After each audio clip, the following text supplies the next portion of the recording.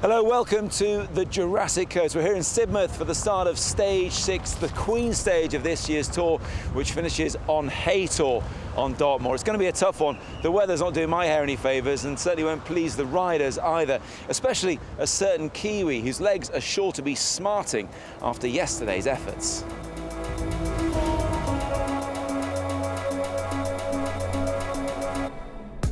It looked like being a drizzly day in the South Wales valleys as the riders prepared to leave Aberdare on Stage 5.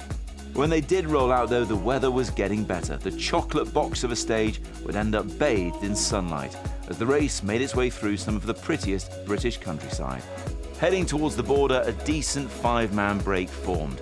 Movie stars Javier Moreno finally chased on to join Jack Bauer from Cannondale Drapac, Amael Moynard of BMC, Eric Rousel riding for Madison Genesis, and Johnny McAvoy from NFTO, who was clearly a bit of a man on a mission. The Merseysider hoovered up maximum points on 2 of the 3 Yodel sprint stages to propel himself to second in the competition, just behind Jasper Bovenhaus. McAvoy seemed to get all the KOMs for himself, duly cresting the day's climbs ahead of his colleagues in the break. His exertions wouldn't trouble Xandro Maurice though, who'd later pick up the remaining points to keep hold of the black Skoda jersey. He looks keen to make it his own, and today's Sky's Roach didn't seem to mind for once.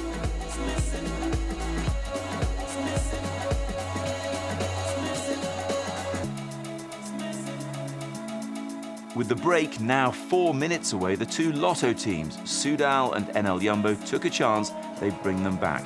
Young Brit James Shaw in particular doing an awful lot of work on the front. His big star team leader Andre Greipel happy to carry bottles. The break nudged out even further and looked more and more likely to succeed, but it would be touch and go. In the bunch, a brief lack of concentration caused another crash, BMC's Rick Zabel coming off worse this time. Finally, Moynard went for it, attacking his colleagues in the break. He didn't get too far, but McAvoy was gone out the back. The peloton was now breathing down their necks, so Moynard went again. Sky drove on, marauding towards the remaining escapees. Jack Bauer played a canny waiting game, and he jumped just before the peloton got on his wheel. How tight it is going to be the final 100 metres. Rousel's there as well, and Caleb Ewan is on the right. Who gets it? It's Jack Bauer that takes the stage from Moynard. What a finish that was. So the general classification after Stage 5, and no changes at the top. Julien Vermont stays in the yellow jersey presented by Iceberg, and Steve Cummings remains just 6 seconds behind him. 1 minute and 3 further back, Ben Swift and Tony Gallopin on the same time, and Dan Martin on 1 minute and 4 seconds rounding out the top 5.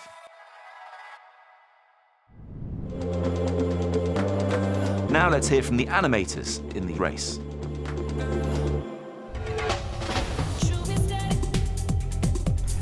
Was it your intention to go in the break from the beginning?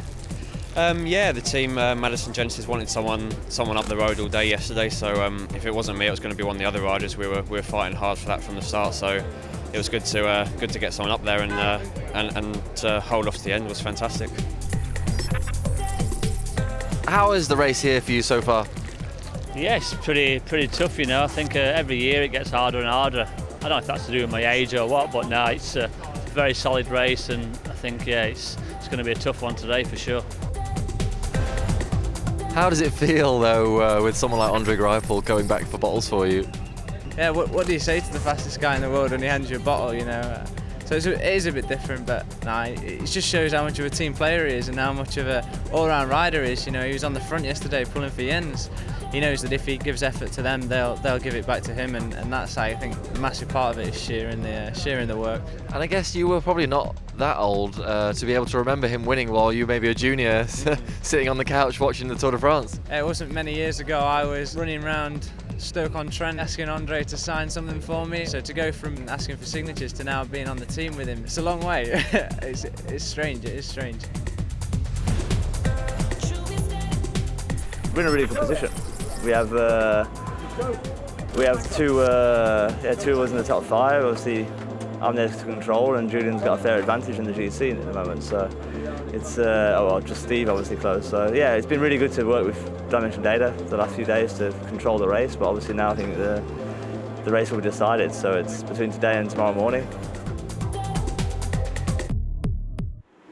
Joined now once again here in Sidmouth by my hardy companion Yanto Barker, forming our own two-man echelon to get out of the wind. We'll talk about the conditions in a moment, Yanto, but first a quick word about yesterday. Let's be honest, it was starting off as a fairly predictable stage until right at the end, when it was touch and go as to whether the peloton would catch the breakaway. So exciting to watch. I really thought it was a really exciting stage, really tense and down to the wire. I actually thought the gap at the finish was smaller than I expected it to be, given how much they had slightly before that. But a tactical, masterclass really from Jack Bauer about how to measure your effort and time it just right, including what the peloton's doing as well as the rest of the breakaway companions. It's going to be a huge effort today for the peloton on the Queen stage. 6 riders down from the start in Glasgow after Graham Briggs failed to finish yesterday's stage into Bath. But look, not only have we got the biggest climb up to Haytor for the finish, we've got this horrendous wind coming off the sea here in Sidmouth. It's worse here at the start. Obviously we are on the coast. They're going to go inland. It will get a lot more sheltered, but then the danger is at the top of Haytor it's very windy again, and it could be quite difficult conditions at the finish. The last time a stage started here in Sidmouth, they went practically from the gun, very hard indeed. We'll hear from the riders in just a moment about today's stage, but first let's have a closer look at it. Devon hosts stage 6, which begins on the Jurassic coast at Sidmouth. Inland awaits the first Skoda climb of Chinaway Hill and a yodel sprint in the middle of the county at Tiverton. Cadbury Hill follows before the peloton descends towards a sprint in Crediton. It then makes its way towards Dartmoor with the Cat 1 climb at Dunchidiock, a portent of things to come. The last sprint is at Chudley, and then the riders take on the mighty Haytor, once again providing the Tour's summit finish. Stage 6 will see the world's top teams and riders racing from Sidmouth on the East Devon coast to the summit of Haytor on Dartmoor. Nestled beneath the striking red cliffs of the Jurassic coast and the green hills of the Sid Valley, Sidmouth is situated on the route of the Southwest Coast Path and surrounded by the East Devon area of outstanding natural beauty. Sidmouth is an ideal point of access to explore the Jurassic coast, England's first natural World Heritage Site. It clearly depicts a geological walk through time, spanning the Triassic, Jurassic and Cretaceous periods. The finish of Stage 6 this year is a summit finish, coming at the top of the 6-kilometre climb of Haytor in the Dartmoor National Park. With its dramatic landscapes and breathtaking views, Dartmoor is the perfect setting for an epic stage finish. Dartmoor has everything you could wish for. Safe, traffic-free trails, quiet forest tracks, challenging bridleways and historic rural lanes. We came into this race aiming we wanted to get a top 10 on GC with either myself or Tom Stewart, so we're both still within the top 20, so we're both going to start today hoping to move up a few places. Like you say, a few riders might have to be sacrificed for the bigger teams, so that might work to our advantage to boost us up a few places, hopefully. You've always got a talent for sniffing out a finish line and surfing the wheels in a good way. Yeah, hopefully I've still got that talent and I can run up there. I was missed out on the stage the other day when I made it over in the finish. I was 15th or something. I got caught out on the big road, so too many teams around and I was flying solo. So yeah, I'll have to try and get in the mix and see if I can find the right wheel. I think today we'll probably just try to get through, maybe put a few guys in the break, see if we can do that. And then I think the 2 days after today suit us well. Shorter stages and I think quite technical stages as well. So yeah, I think it'll suit us and they should be bunch sprints as well. I think we can do something on the stage, and after it I can see if I still have the jersey. It's good, but first we go for the stage. Yeah. My name's Alistair Cope. I'm here with Hugh Porter's old bike, and here he is with commentary with Brian Smith. Thank you very much indeed, but I can categorically state that is not my old bike. We're looking here at the start of the stage that'll take the riders from Sidmouth to Haytor, 149 kilometres. Still in the yellow jersey is Julian Vermont, riding on the Ethics Quick-Step team. And it's the norm now. Thousands of people have turned out to greet and send their riders on their way. It was a breezy start and a little damp, but I don't think the 119 riders on the start line today will be bothered about that. The race will be on very soon. Also nice to see Dan McClay in the Chain Reaction Points jersey. There's a lot of climbs in this stage, stage 6, and of course it has a hilltop finish, and that is right at the top of Haytor. Also in the leaders classification jerseys, the Skoda King of the Mountains is Maurice, and he will be conscious of the climbs along the way today. Skoda Sprint is being led by Jasper Bovenhuis, and the Chain Reaction Cycles Points jersey is being worn by the British rider Dan McClay. So plenty of support for the British riders in this year's Tour of Britain, and rightly so. Possibilities that Steve Cummings could actually make some seconds up on the hilltop finish today. And of course the riders will be fully aware of the fact that the first climb today comes after only 7.46 kilometres. It's a second category ascent at Chinway Hill. So riders will be, as I say, aware that that stiff test is coming very, very early on. There is kilometre 0. And look at this, attack's already going. On the right of our screen, it is riders from Madison Genesis. And also going there is the Yodel Sprint jersey leader. That's Tom Stewart. And also going is Jasper Bovenhuis. Trying to come across the gap as well is Benito on KL Royale, and just in the distance we've got a rider from Movistar, and that looks a little bit like Giovanni Visconti. Yeah, Visconti trying to come across to the 3 in front, and Madison Genesis on the attack yet again. They've attacked every time the race has hit kilometre 0. And we are now on the climb of Chinway, this first ascent, and you can see how hard it is with the riders out of the saddle, toiling through the sea of faces here. Thousands have turned out. Even though the weather has been slightly inclement, you can see the evidence of brollies as well. So no real contest in this group of 4 as Benito looks to take maximum points at the top of this climb. The battle will be behind at the front of the peloton for that 5th place.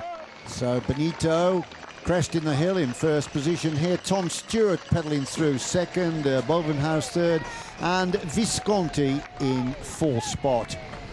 It'll all be about who gets the points at the head of the bunch behind. Maurice will be vigilant there, trying to add to his tally and increase his lead. But it's Benito that is going slightly away from the group there as they settle down to the rhythm at the summit of the climb. We're just getting near then to the top. This is the peloton, and I'm keen to see whether it's going to be Sandro Maurice of the Wanty Group team in that Skoda King of the Mountains jersey. And then at this stage, the 4 in front is approximately about 3 minutes on the slow-moving peloton. And by the sound of things, it looks as if Lotto Soudal are leading the way. There is the result. Yes, Maurice did come over the line in 5th position to pick up 2 points, so he's increased his lead. And this is the opening sprint of the stage, and this is taking place in Tiverton. It's uncontested, and Bovenhuis just sweeps over the line to collect another 3 points. There it is, confirmed. Bovenhuis for 3, Benito second for 2, and Visconti for 1. So still a long way to go, and it looks as though the weather is improving.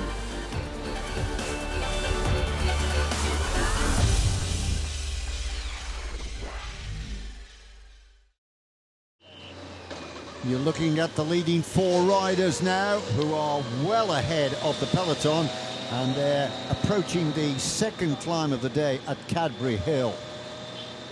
Confirmation of the leading group: Visconti, Benito, Bovenhuis and Thomas Stewart. So they've now started Cadbury Hill. It's 4.1 kilometres long. And the average gradient is roughly about 3%. So it's not the steepness that's going to trouble the riders, but more the length. It's a 3rd category climb, so there are points available for the first 4 riders to the summit, so that means there will be none available for the peloton. So all 4 riders contributing well to the pace at the front of this race. Still sitting about 3 minutes in front of the peloton. led predominantly all day by Lotto Soudal, thinking of a stage win for their man Tony Gallopin. Yeah, Tony Gallopin is going to be the man for Lotto Soudal. He will be seriously challenging, particularly up the concluding ascent of Haytor. But these four working well together, taking their turns consistently.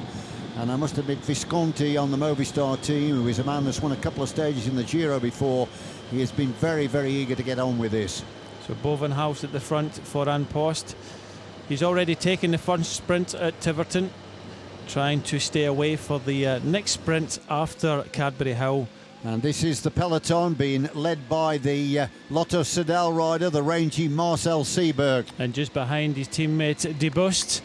Then you get the riders of Ethics Quickstep and Team Dimension Data. They have to keep this gap down as much as possible, because this man here, Visconti, and also Madison Genesis rider Tom Stewart are within 5 minutes of the yellow jersey of Vermont, so they can't let them go too far down the road. Yeah, Visconti 24th overall at 4 minutes 51 seconds, and Stewart 25th, one place lower at 4 minutes 55 seconds. So you are right there, Brian. They are not going to be allowed to slip away and establish a very, very big lead. As we're now coming to the summit of Cadbury Hill, it will not be contested because they are not actually in contention for the King of the Mountains competition. They'll just ride through, and it's Benito that's pulling the other three along, being followed by Stewart, Bovenhaus and Visconti in that order. So only points for the first four over the top of this climb. And there it is, confirmed for you. So that's made no difference, of course, to the standings. The man still in charge is Sandro Maurice of the Skoda King of the Mountains competition. So back to the head of the peloton, and it's that man, Jay Thompson, from South Africa, riding for Team Dimension Data. He's done a lot of riding, even from day one in Scotland. He was riding for Mark Cavendish. And of course, Dimension Data will be very conscious of the fact that they want to deliver Steve Cummings to the final climb in the good position, because Cummings is going to be the man that'll be out to challenge Vermont for the yellow jersey. He's still only 6 seconds behind him. So this group of four still riding well together. Visconti keen on keeping the pace high. The gap still just over 3 minutes at this moment. So another fast descent here for the riders. They've still got to climb the tough ascent of Dun Chidiuk, and of course the final hill finish of Haytor. But there's another sprint coming up, and that will be in Crediton as the peloton now crest the summit of Cadbury Hill. So again, a good move from Bovenhaus, already taking the first sprint of the day, and he's just thinking of this next sprint. I'm not too sure he'll make it all the way to the third sprint, because I reckon by then the race will be on. Yeah, that's a good prediction, but it would have been a fruitful day, of course, for Bovenhaus. He set out with one thing in mind, and that is, of course, to get extra points to help him to keep the lead in the Yodel Sprint competition. So we're in Crediton now, and the crowds are out as usual. They flock to the roadside to support the competitors. So at this stage, Tom Stewart had a puncture. So Tom Stewart trying to come back. Just see Visconti having a look around to see where Tom Stewart is. Yeah, Stewart's a strong man, the Yorkshire rider, and they could do with his company to help them keep ahead of the peloton. The pace being whipped up now on the front by the Dutchman, Jasper Bovenhaus, as they get nearer to the line. He wants the 3 points, so important for him. He keeps collecting all these points. He's going to see him, he hopes, pick up the jersey in London. So the gap coming down ever so slightly to 2 minutes and 31 seconds. The gap back to Tom Stewart is only a matter of seconds as he tries to make his way back to the three in front. So we're expecting Stewart then to make the junction very, very shortly, and then of course the four can settle down once again to keep that rhythm high. Look at the crowds here. Wonderful, wonderful, giving the riders their support as we come to the line, and it's going to be Bovenhaus that's going to pedal through. He isn't going to be challenged. Yes, Bovenhaus takes the 3 points ahead of Benito with Visconti third. So that's 2 from 2 for Bovenhaus, and that'll mean that he adds 6 points already today for that Yodel Sprint jersey he's got in his back. It's been a fruitful day for the Dutchman. He's building a very, very nice lead as he shapes his challenge for the Yodel Sprints jersey competition. Still waiting for the arrival then of Tom Stewart. Yeah, just a quick few words from Visconti. We'll just keep it nice and steady because he'll know that Tom Stewart, with that puncture, will be back very soon. Here's a look at the back of the peloton. Rider here with a serious mechanical problem, and that is Alistair Slater of JLT Condor. Yeah, Alistair Slater wrapped his chain around his rear mech and his chain, so he will not be able to continue, I do not think, in this bike. I think he's going to have to wait because that's a tangled mess, and we're right, he'll wait and get a bike change and off he'll go. Spot on there, Brian. So he will be on a fresh bike, so of course the bike will not be carrying a frame number, but he'll just drop into the convoy of cars and then get himself back up to the peloton. So a good job done by JLT Condor, but back to the peloton as Jay Thompson still at the front of the peloton as we head through the sprint at Crediton. Yeah, the big racing is still to come because we've got 2 climbs and 1 more sprint in the Skoda Sprint competition that takes place in Chudley. But at the moment, the pace not too urgent in the peloton as we look to further down the line, and we could see the yellow jersey there of Julian Vermont. Yep, Tom Stewart's back, so the 4 are again together. So after a rear wheel puncture by Tom Stewart for Madison Genesis, we have 4 riders back at the head of the race. And there is the official result of the sprint at Crediton. Bovenhouse over the line first from Benito and Visconti. And it's good to see that the roads are drying out now.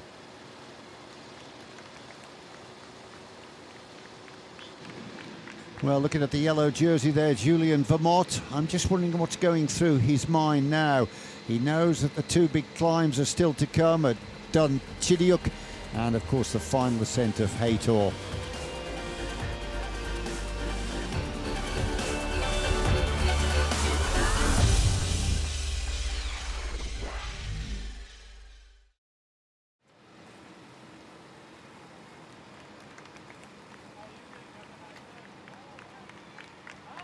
Yeah, they're having a bit of fun on there, chatting to the cameraman there.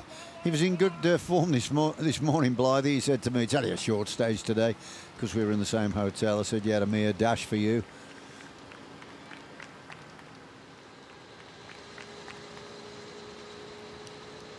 Tom Stewart then back in the leading group of 4. So the quartet still ahead by nearly 3 minutes. Benito from Kaya Rural, Tom Stewart, Madison Genesis, Jasper Bovenhuis from An Post, and Giovanni Visconti. There he is, Visconti. A couple of stage victories to his credit in the Giro d'Italia in his career. Former national champion, I think, as well, Brian. Yeah, twice former champion, and Visconti the best placed in this breakaway at the start of today, 4 minutes and 51 seconds. You just see the gap, they're just hovering around the 3 minute mark. But if you see Bovenhuis in the front of his right shin, you can actually see a little bit of strapping on a bandage. Where he got hit with a rock yesterday. They never had a chance to get to the hospital to get an x-ray, but he's supposedly had a suspected crack in his shin, a hairline crack. So he's done well. He's doing a very good task of this. You can just see his right leg there, just above his sock. So he got hit with a rock that bounced up in the peloton yesterday, but doesn't seem to be doing him any harm today. 75 kilometres remaining, as you can see there on the screen. We just see the concentration. Most of the riders have got their sunglasses on, but just see Steve Cummings, just full concentration. He prefers to ride at the back of the peloton, out the way, gives him time to, room to manoeuvre. And as we said at the Glasgow presentation, he's probably got the most publicised backside in the peloton. Everybody sees it so much when he rides a race at the back, but when he does come to the pointy end, he normally just mesmerises us with these, the way he races.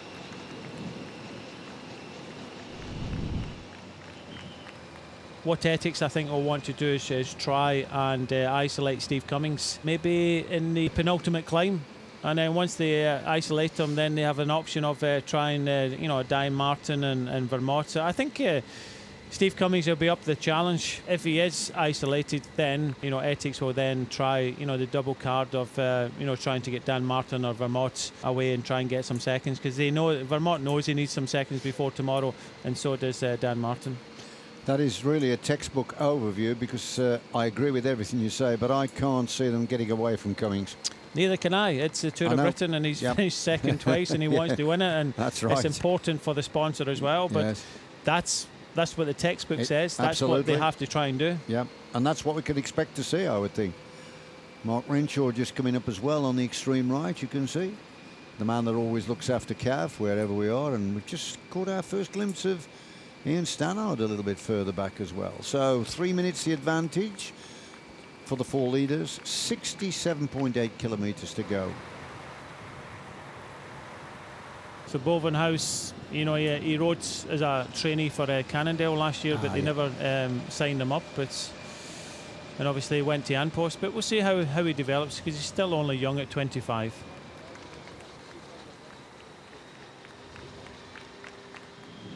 Well, the leader's gone out a tad now, 3:20. This man looks pretty relaxed, doesn't he? Vermont. I must admit, I take my hat off to Vermont. He's ridden very well ever since he pulled on that yellow jersey presented by Iceberg. He's had a few moments himself, punctures and difficulties at the back, but never any panic, and he has got a very strong team around him.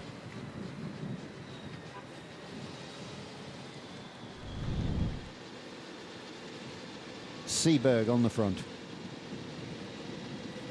This will be his contribution to setting up their hope of Tony Gallopin.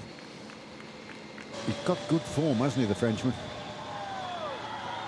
There we are. That indicates the strength of the wind. You could see the Union flag there. It was right out. And this is actually a sheltered part, not like on the top of the hill here. Getting on with it. Another 5 seconds. Just as I spoke then, the wind is obliged by buffeting our commentary box. You're going to have wind sickness. It's all right, you having a snigger. This is not good for me.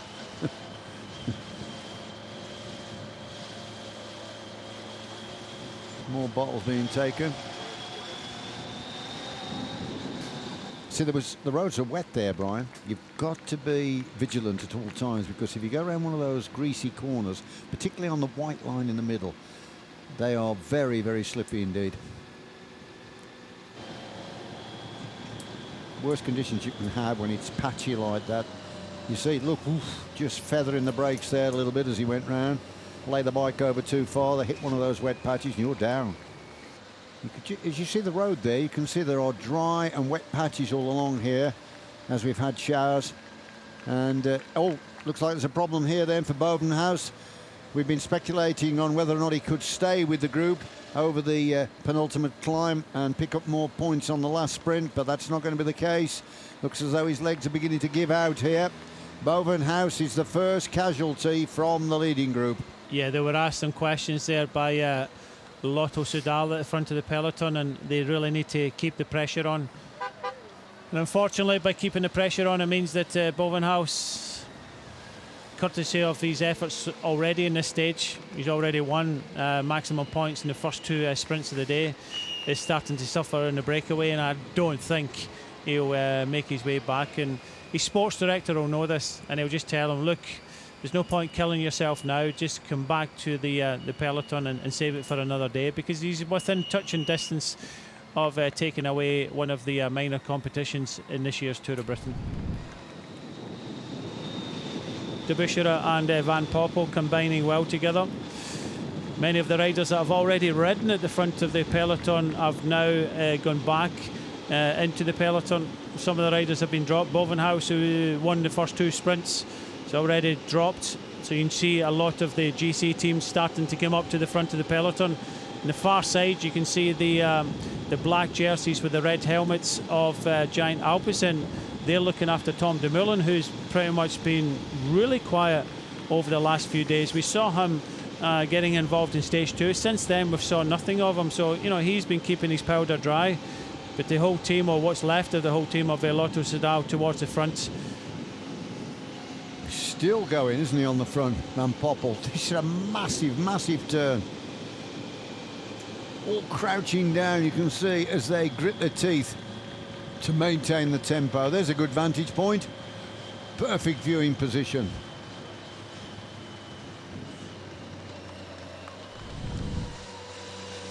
We're right on the start of the climb.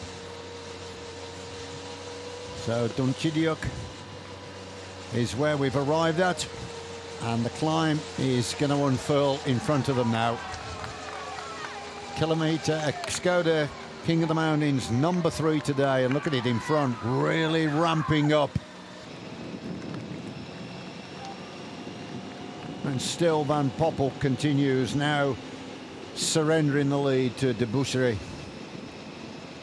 Big Ian Stannard is over there still as well, and it's now down to 2 minutes. So that big effort on the front by Van Poppel has certainly proved to be profitable for Sky. Tom Stewart doing the right thing here. Just glance behind to see Benito's there starting to suffer, just putting it in a smaller gear. Visconti out the saddle, kind of levels a little bit. He gets a bit of respite. He just has to kind of sit on the wheel of Visconti. I know it's easy to say, but unfortunately for the 22-year-old Spanish rider Benito, he's now been dropped.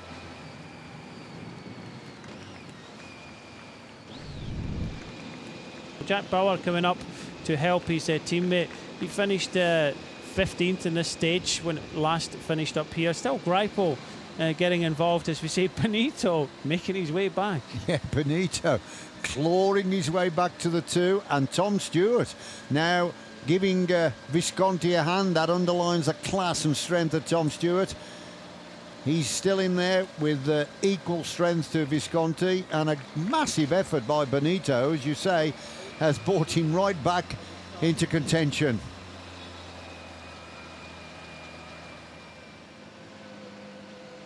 And once again, Van Poppel comes to the front, and there is Yogi as well. So Ian Stannard puffing a little bit there, getting himself organised as Visconti now starts to inject a little bit of pace here, trying to shake off his shadows, but they're still with him. Anxious to get on with this, wants to get to the summit with an advantage, but can you believe it now? As a kick here then from Benito, and poor old Tom Stewart at the moment slips back into 3rd, and now is that style indicating that he's starting to suffer a little bit? Yeah, Benito has kind of been bluffing a little bit in the run up to this climb, but you know, he was distanced in the small climb before this climb. Now he's been forced to come to the front, so this gap's still hovering at 1 minute inside the last 22 kilometres. I don't think they'll hold on, but you know, Movistar have got a good rider here with Visconti. Don't think this is going to be enough to go to the finish, but Gorka Zageri in the group behind may want to try and come across as well. There he goes. So Visconti used the textbook way of attacking, slipping to the back, and the element of surprise, he jumped straight back, straight past, I should say, his breakaway companions, and that's where he wants to be. Visconti, the Italian, now at the front. The race face on. All these riders committed, totally committed now. Tony Martin on the right, also looking good. Wout Poels has come up as well for Team Sky. This is now the business end of the contest.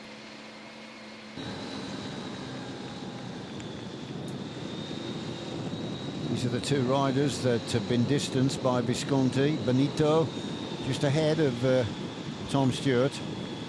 I don't think Benito has gone away from Tom Stewart. That's just a gap that's actually formed on the descent. And this is the man, of course, that's done all the damage.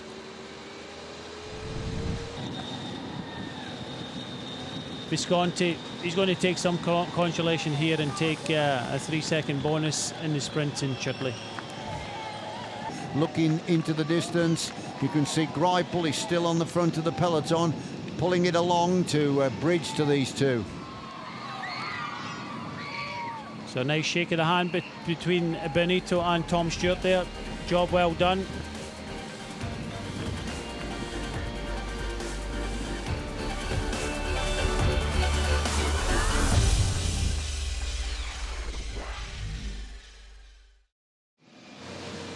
He sat up.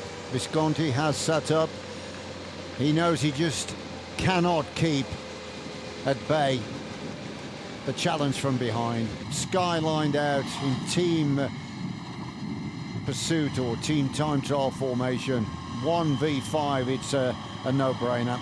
So he's just taking on a little bit of food before they get to the final climb, and the junction's going to be made by Ian Stannard, and then it's status quo as the residue of the front of the peloton come together, a depleted peloton. A lot of riders have been distanced, but from this group we're going to see the final finale and the big play down and big play out. But look at the impressive delivery of power here by Team Sky at the front.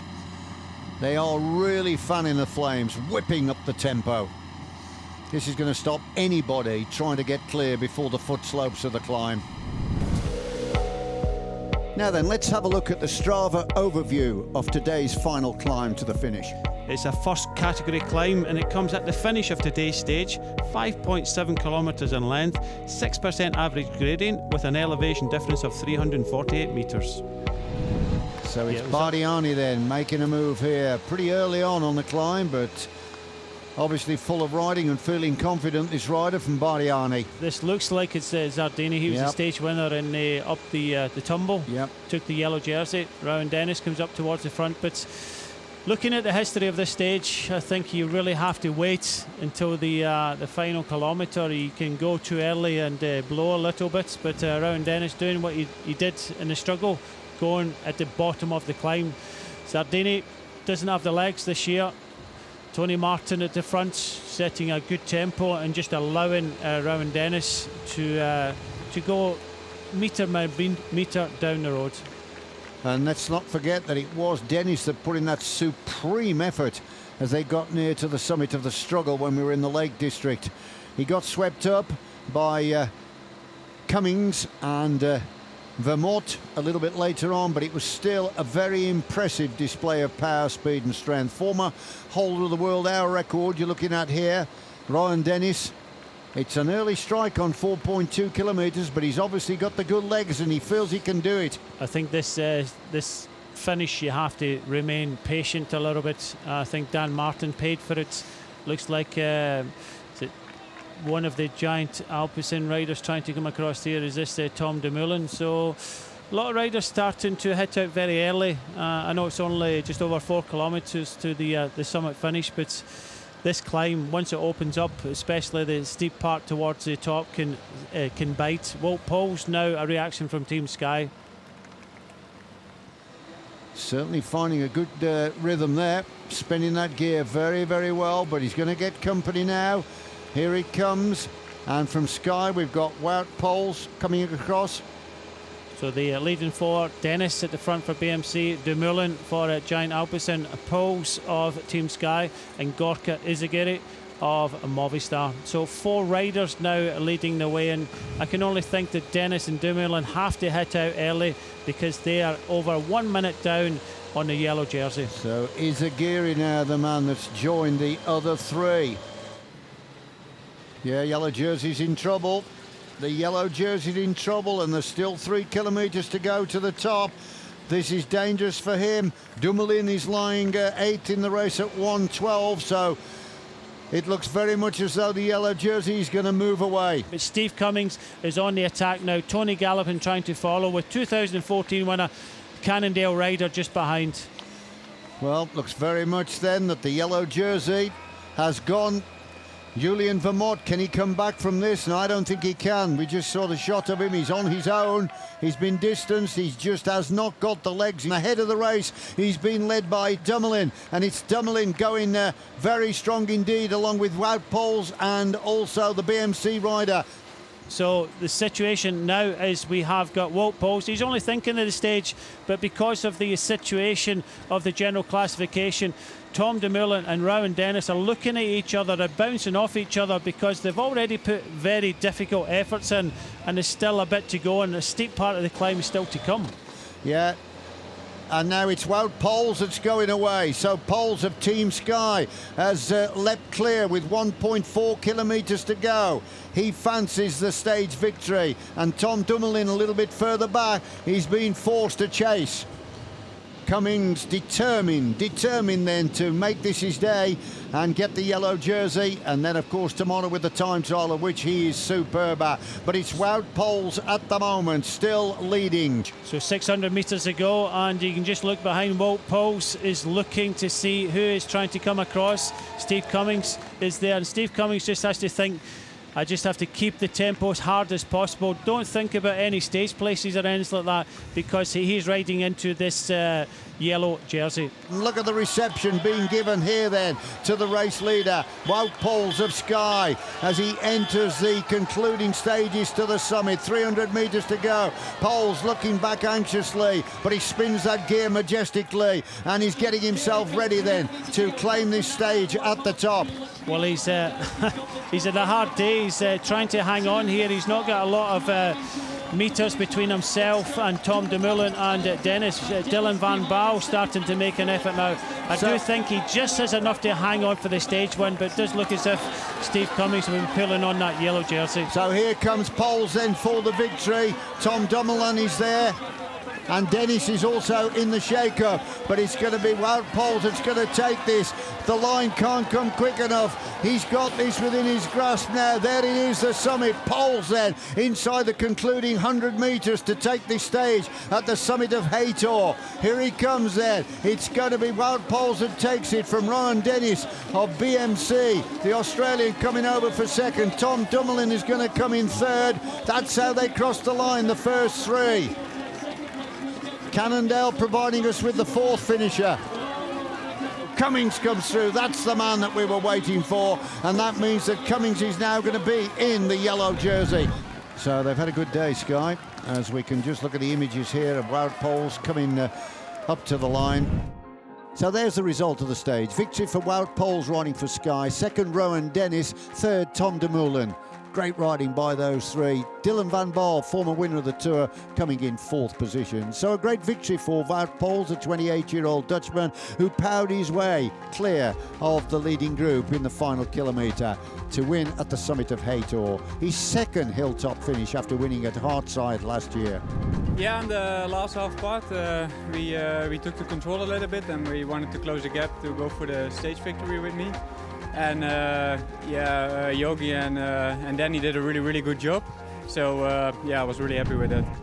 Sandro Maurice increased his lead in the Skoda King of the Mountains competition.